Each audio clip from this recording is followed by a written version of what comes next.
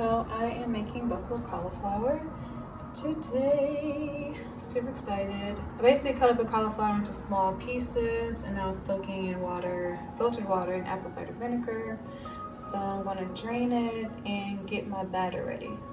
This is my mix so far without the water. It is a cup of spelt flour, some garlic powder, Himalayan pink salt, black pepper, some Cajun Creole, cayenne pepper. So it's gonna have a nice little kick. I'm gonna add some water and then mix it up. This is the mix. It was about a cup of the flour. I would say to make it a little less runny, probably a cup and 1/3. So this is the mix. And I'm just gonna take a piece out, dump it in here, roll it all around. And then put it on the parchment paper. So I'm just gonna do this until everything's coated and on the paper. I have my oven preheating to 400 and yeah.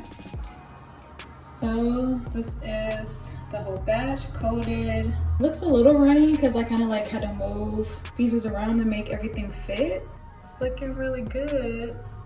So I'm just gonna let this cook for about 20-25 minutes. Probably more like 25 to 30, and then I'll check it around 20 or 25. I'm getting the sauce together. Right now it's just vegan butter and hot sauce of your choice. So I'm just warming it up, melting it, and then I'm going to pour it right into the batch. And I already had some in it, so that's why it looked like it's not that much left.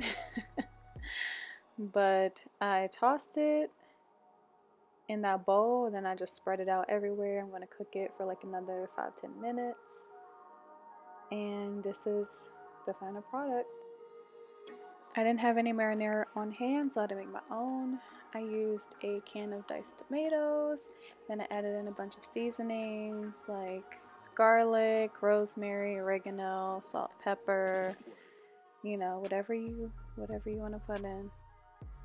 This pizza is looking in pretty good shape right now. I added in the buffalo cauliflower, 2 types of onions, 2 types of peppers, so red and green peppers, and I also added nutritional yeast because I did not have any cheese on hand, and since we're staying at home, you know, you gotta make what you have.